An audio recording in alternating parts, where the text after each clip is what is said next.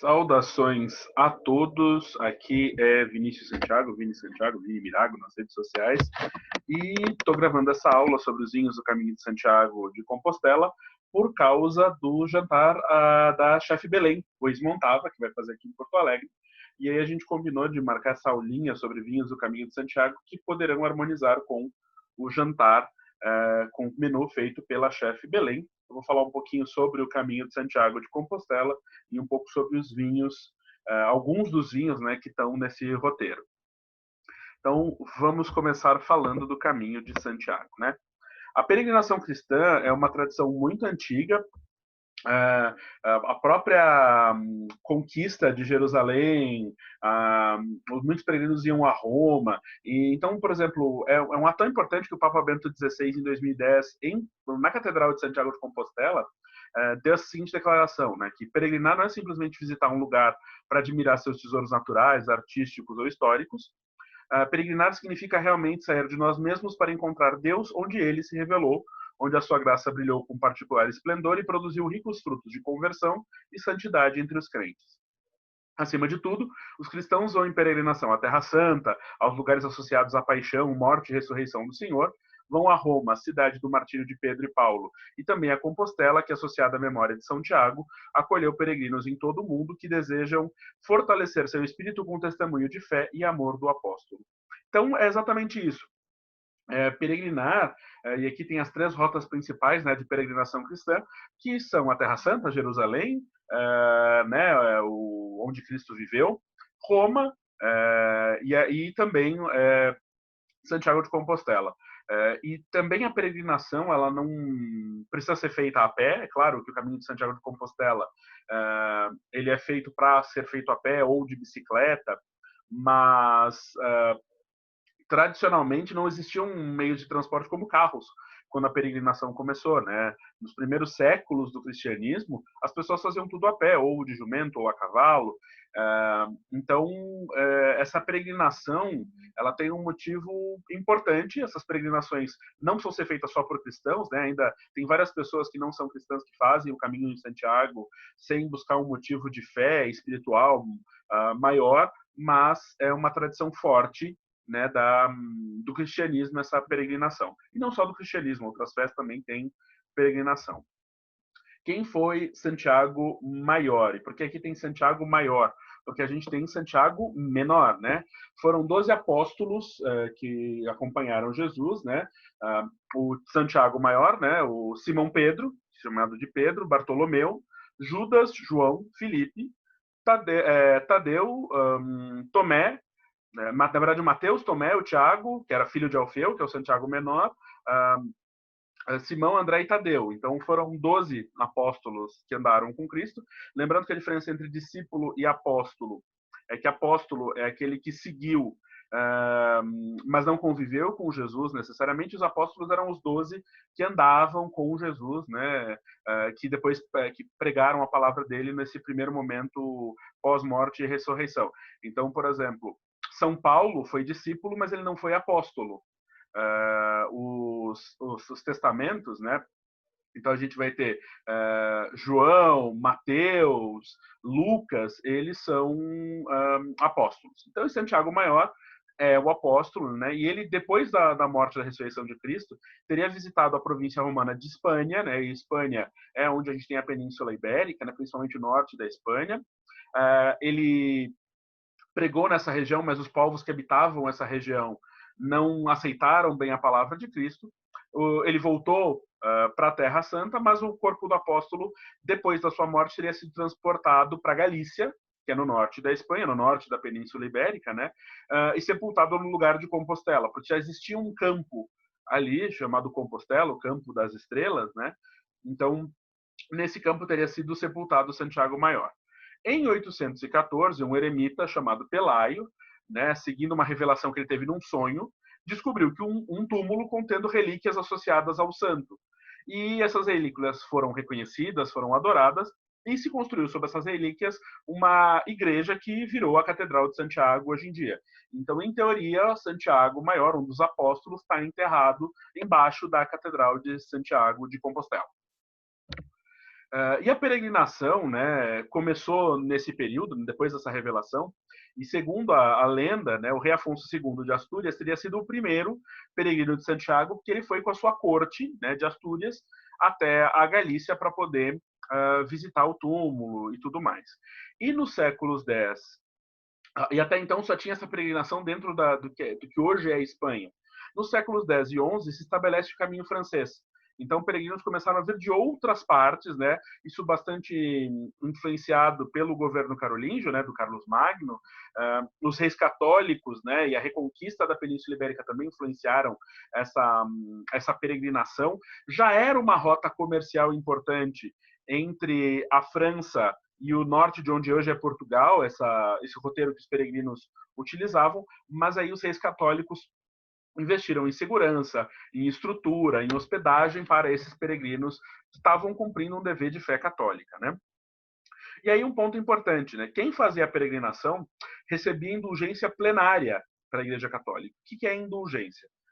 Para a fé católica, se você comete um pecado, né, você roubou laranjas, né, do João, e você se arrependeu, você vai para um confessionário, se confessa, né? O padre vai te passar uma penitência, você confessou, pediu perdão, você se arrependeu e pediu perdão, você foi perdoado do seu pecado. Mas o efeito do seu pecado, você causou dano para o João de quem você roubou laranja. Esse esse efeito material do seu pecado, ele não é automaticamente perdoado, ele precisa de indulgência. E é isso que a gente pagaria no purgatório. Então, quem vai para o purgatório vai para o céu, mas ele vai para esse purgatório pagar a pena do dano que ele cometeu causando o pecado. Então, quando o seu pecado causa dano a outras pessoas, além de se arrepender e pedir perdão, porque você tem o perdão pela graça divina, você precisa pagar uma indulgência. E ao invés de pagar essa indulgência em vida, você pode pagar essa indulgência de algumas formas, como rezando o terço, por exemplo, fazendo algumas orações específicas em memória do Papa. Então, tem algumas questões na tradição católica que vão garantir indulgência, que pode ser indulgência parcial ou plena, ou plenária, e peregrinação para esses lugares santos é uma das formas de obter indulgência plenária dentro da Igreja Católica. Então, se você está com a ficha mais suja que pau de galinheiro, você é católico, e você quer passar menos tempo no purgatório, ou você não quer passar tempo no purgatório, quer direto para o céu, você faça uma peregrinação, e fazendo a peregrinação com a intenção correta, você obtém indulgência plenária. Então, isso durante muito tempo, e até hoje é importante para quem é católico, né? Foi o primeiro itinerário cultural europeu, em 1987. Então, é um itinerário cultural que tem mais de 30 anos e virou patrimônio da humanidade, o Caminho de Santiago de Compostela, na Espanha em 93 e na França em 98. E por que Espanha e França? Porque o caminho mais famoso é o caminho francês. Tem vários caminhos para Santiago de Compostela, né? O mais famoso é o caminho francês, mas não é o único. Então, se a gente olhar aqui, a gente tem alguns dos roteiros, né, do caminho de Santiago de Compostela. O mais famoso é o que está destacado aqui embaixo no mapa, nesse magenta, né, que vai sair aqui de Saint-Jean-Pied-de-Port, Roncesvalles, na fronteira da França com a Espanha, e vai seguir pelo norte da Espanha até Santiago de Compostela. Mas tem caminho português.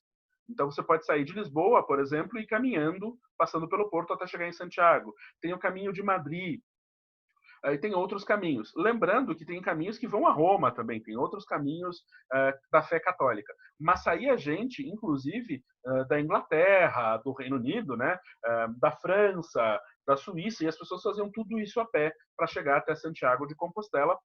E como era o ponto mais a oeste do mundo conhecido na Europa, né, antes das navegações e tudo mais, as pessoas imaginavam que aqui era o fim do mundo. Então, muitos esticavam a peregrinação até o Finisterra, o cabo do Finisterra. E o Finisterra, né, o Finisterra é literalmente o fim da Terra, porque era o fim do mundo. Era literalmente o fim do mundo conhecido. Então, Santiago de Compostela está aqui na Galícia, e é essa a ideia do caminho. É um caminho a pé bem extenso, né? Até hoje o caminho tradicional são alguns dias de caminhada. Geralmente quem faz o caminho francês vai separar entre 20 e 30 dias para fazer esse roteiro. Tem algumas subidas, algumas descidas, tem várias serras aqui no norte da Espanha. Então é uma bela caminhada, é um belo de um exercício. O símbolo maior do caminho de Santiago de Compostela é a concha de Vieira, né? Essa concha abundante na costa da Galícia. Ela simbolizava geralmente a conclusão do caminho, até porque uma das formas de provar que você tinha ido a Santiago era trazer conchas de Vieira consigo, mas os peregrinos também usavam essa concha de forma prática, porque ela pode ser usada para pegar água de uma fonte, por exemplo, num tempo que você não tinha copo fácil, então você usava a concha para beber água. Você podia, por exemplo, parar na casa de alguém no meio do caminho com fome e você podia se alimentar com uma conchada de comida, porque era uma forma das pessoas contribuírem com os peregrinos com uma conchada de farinha, uma conchada de arroz, uma conchada do alimento que tinha, porque você não onerava o dono da casa. Então, ela tinha uma função prática também. E os vários raios da concha que vão terminar na base simbolizariam os vários trajetos que vão levar a Santiago de Compostela. Então, é um símbolo importante do caminho. O cajado, que dá suporte à caminhada dos peregrinos, também é importante, é um símbolo importante da jornada, né? E também servia para carregar alguns itens, como uma cabaça com água, serve de apoio nas zonas mais complicadas do caminho, nos trajetos mais difíceis, e tem a credencial do peregrino, que é um documento, como se fosse um passaporte, que identifica você como peregrino, e você vai carimbar pelo menos 2 vezes por dia. Tá? Ele pode ser carimbado em albergues, restaurantes, igrejas, museus, mas ir carimbando 2 vezes por dia comprova a realização do caminho. E se você chegar no final do caminho de Santiago, dentro de um determinado período, né, com 2 carimbos por dia, você pode receber a Compostela, que é um documento emitido pela Igreja Católica que diz que você fez o caminho com um objetivo nobre, né, pensando na fé, buscando elevação espiritual. Então, a Compostela também é um símbolo do caminho de Santiago, mas a credencial do peregrino é um símbolo mais forte, até porque, mesmo que você não seja católico, com a credencial do peregrino, tem albergues que oferecem desconto, então tem alguns benefícios, né, de ter a credencial do peregrino. Então, a gente vai ter aqui 2 caminhos principais que eu vou me basear para falar dos vinhos, né? A gente vai falar um pouquinho do caminho francês, então a gente vai falar principalmente de Navarra e de Rioja, que estão aqui no norte da Espanha, né? Que estão ao longo dessa linha azul. Nós vamos falar do caminho de Madrid, que vai passar aqui em Simancas, em Valladolid, que é onde a gente vai ter as denominações de Ribera del Duero e Toro. E nós vamos falar também um pouco da zona de Bierzo, né, que está aqui no norte da Espanha, onde a gente vai estar no caminho que se junta, né, tanto o caminho francês quanto o caminho de Madrid.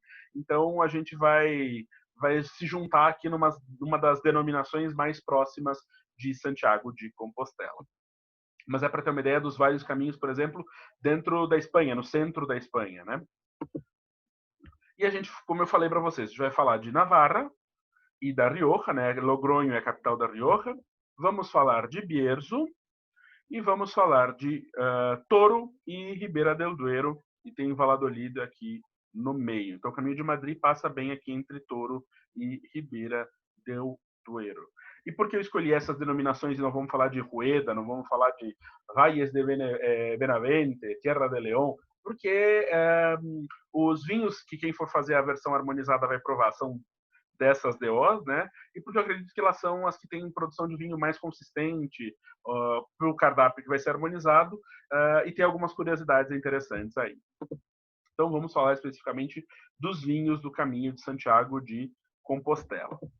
Então, começando por Navarra, né? Tem 100 quilômetros de norte a sul, com diversas paisagens e climas.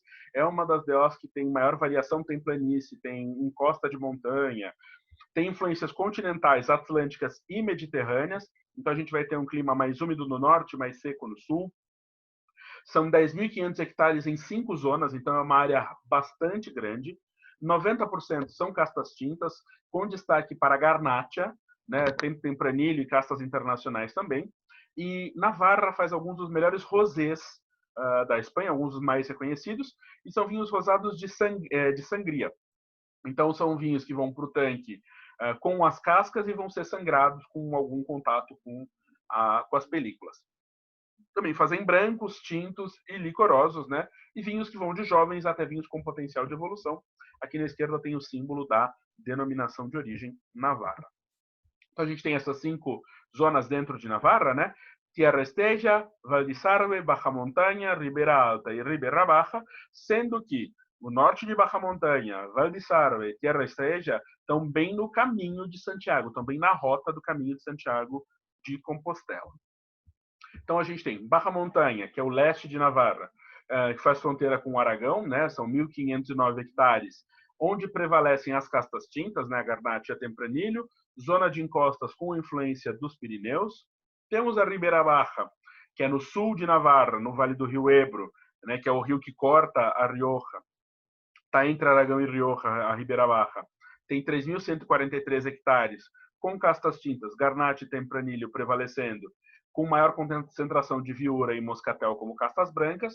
É uma zona de planície com baixo índice pluviométrico, lembrando que no sul, em Navarra, chove menos do que no norte. Tierra Estella, oeste de Navarra, ao longo do caminho de Santiago, 1.572 hectares, com prevalência de castas tintas, Tempranillo e Cabernet Sauvignon, presença importante da Chardonnay, relevo marcado no norte, suavizando-se em direção ao sul, virando planície em direção ao sul. Ribeira Alta, uma zona intermediária de transição do clima mais úmido no norte e mais seco no sul, são 4.000 hectares, então é uma área bem grande a Ribeira Alta. Predomínio da Tempranillo, é a zona que mais tem plantio de Chardonnay e presença importante da Moscatel.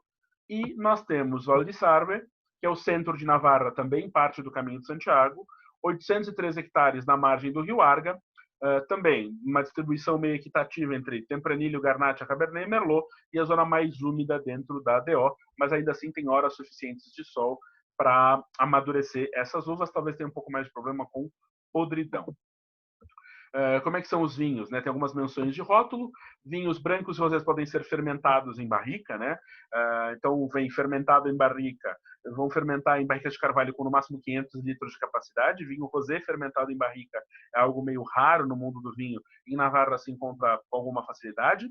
Tinto Roble, são vinhos que permaneceram em barricas de carvalho de no máximo 330 litros de capacidade por no mínimo 90 dias. Vinhos envelhecidos em roble são os licorosos moscatel, com no mínimo 24 meses de envelhecimento, né, dos quais no mínimo 18 meses são em carvalho, e nós vamos ter os criança, reserva e gran reserva. Lembrando que criança, reserva e gran reserva é um padrão que pode ser usado em toda a Espanha, mas tem pequenas variações de região para região. Aí teria que ir no pliego de condiciones de cada região, que é o pliego de condiciones, é o documento que estabelece as regras, as normas da denominação de origem, para ver as variações, né? Então, os tintos criança vão ficar no mínimo 2 anos, né? Geralmente criança são vinhos de 2 anos, com no mínimo 6 meses em carvalho. Aqui são no mínimo 9 meses em carvalho. Os brancos, 18 meses de envelhecimento, sendo que 6 em carvalho. E tem a capacidade máxima da barrica, que é 330 litros, tanto para criança, quanto para reserva, quanto para gran reserva. Os reserva, vinhos de 3 anos, com no mínimo 12 meses em carvalho. Brancos e rosés, 2 anos, com no mínimo 6 em carvalho, 6 meses.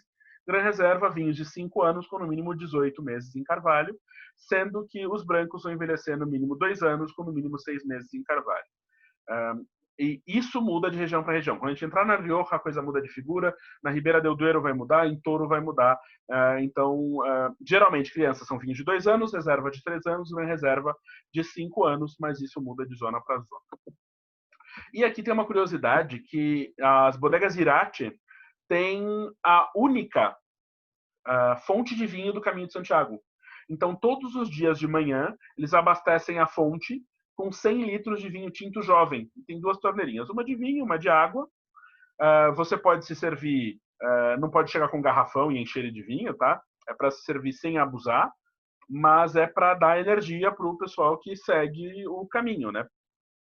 Então, é para você tomar ali no lugar, né? Não é para você poder levar uma garrafa, você tem que comprar o vinho. Tem um monastério de Irache na frente da bodega também. Tem museu do vinho, então dá para visitar. Mas fica a curiosidade que é a única fonte de vinho no Caminho de Santiago. Inclusive, tem um santo aqui que ficou famoso por alimentar peregrinos que tinham fome. E só que ele não podia, era proibido pelo mosteiro alimentar os peregrinos.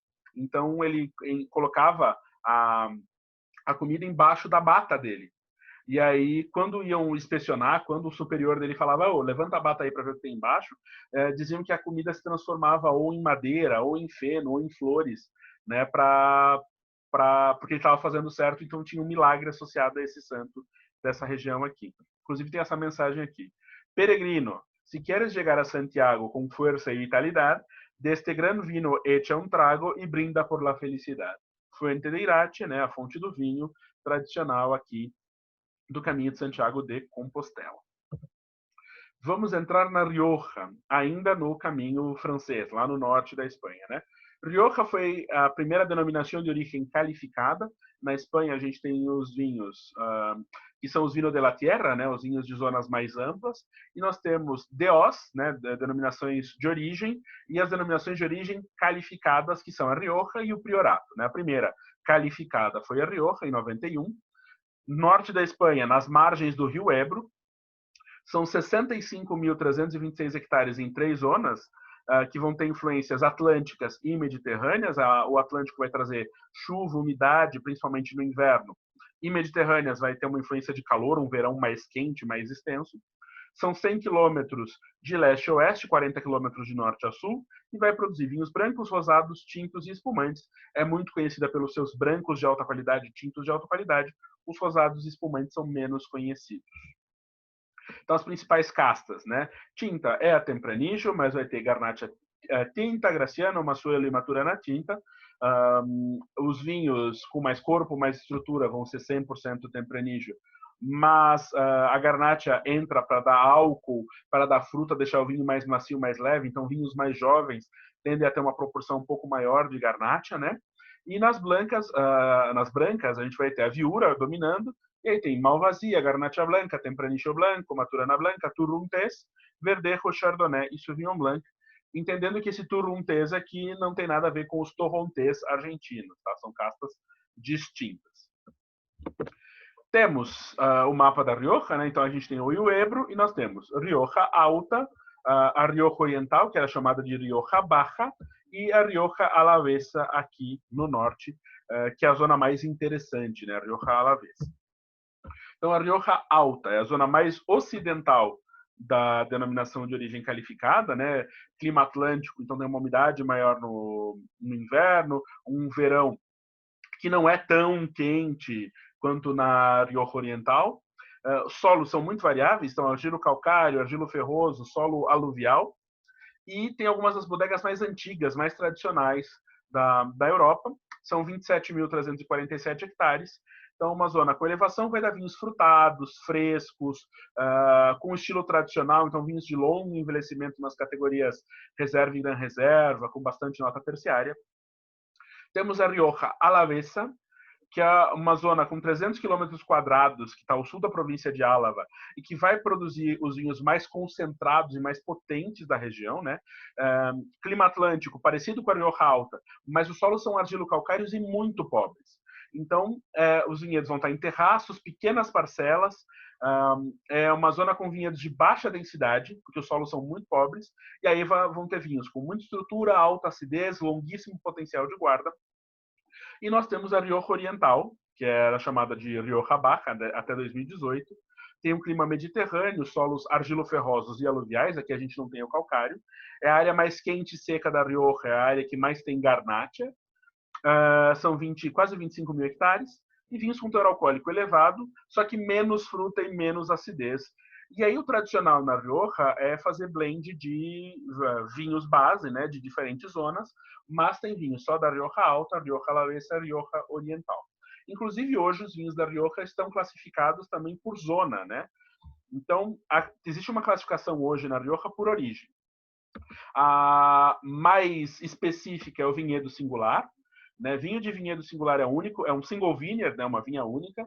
Todo o processo dentro da mesma bodega, né? Então, desde do processamento, amadurecimento, invase na mesma vinícola. Vinhedo tem que ter no mínimo 35 anos de idade.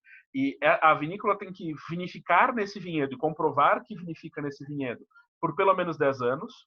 Tem uma produção limitada a 5 mil quilos de uva por hectare em castas tintas e mais ou menos 7 mil quilos de uva por hectare em castas brancas. pode ter um rendimento máximo de 65% de volume e a colheita tem que ser manual. Então, são vinhos super específicos de vinhedo único. A gente vai ter os vinhos de município, que são uvas de um mesmo município elaborados completamente no mesmo município, e os vinhos de zona, que aí é Rioja Alta, Barra Oriental, que são uvas provenientes da mesma zona e amadurecimento em base na mesma zona. Então tem vinho classificado por origem e tem vinho classificado por envelhecimento.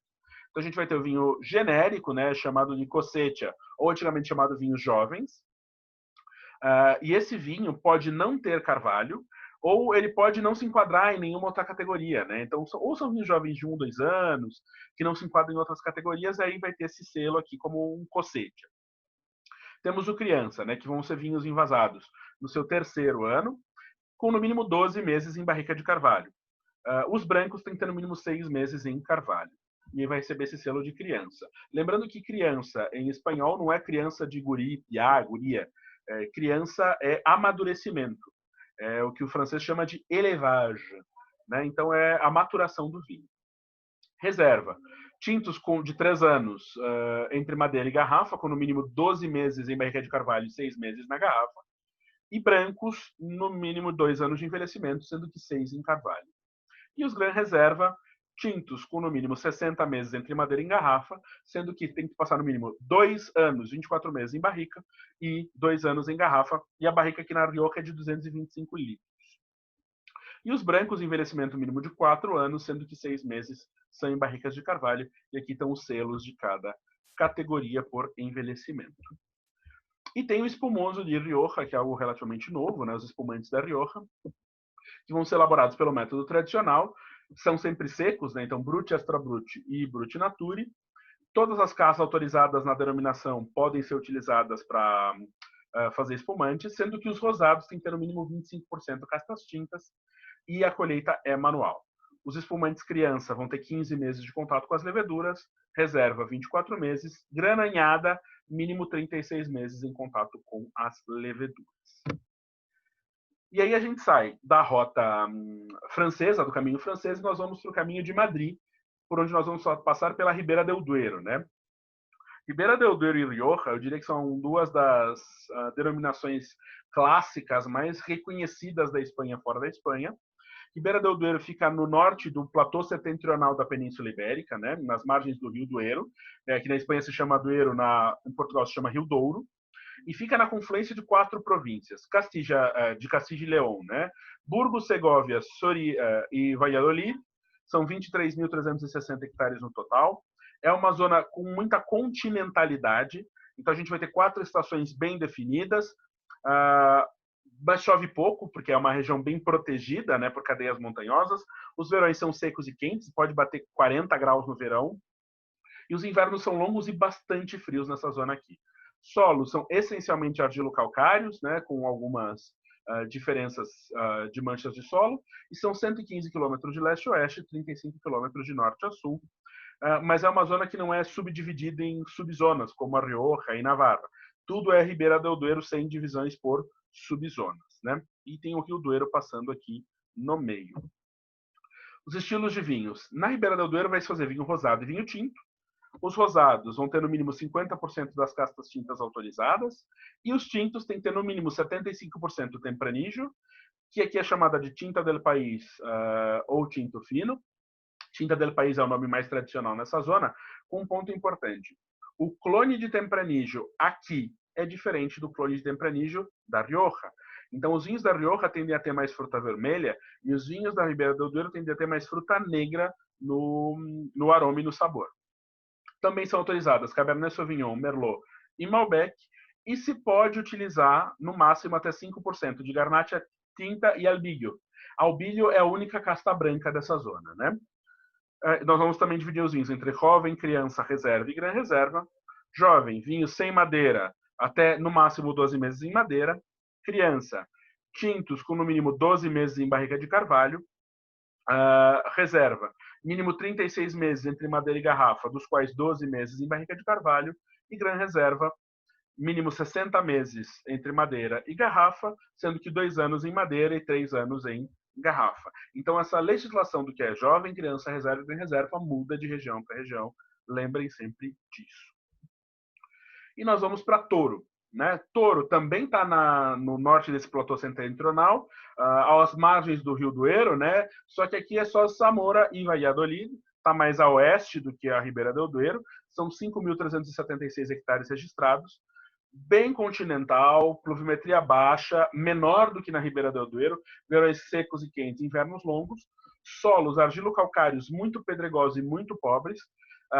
Na Ribeira del Duero e em Toro tem muito vinho de videira em arbusto, né, com baixa densidade por hectare, porque os solos são muito pobres. Em Toro vamos fazer vinhos brancos, rosados e tintos. Os brancos, mínimo 85% malvasia, com verdejo ou varietal verdejo.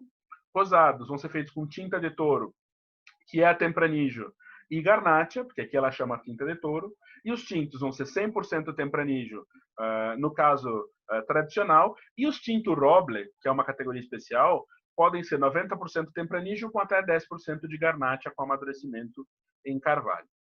Então, o jovem, sem madeira até 12 meses em madeira, criança 12 meses em carvalho, reserva 3 anos com 12 meses em carvalho e gran reserva 5 anos com no mínimo 1 ano e meio em barrica de carvalho.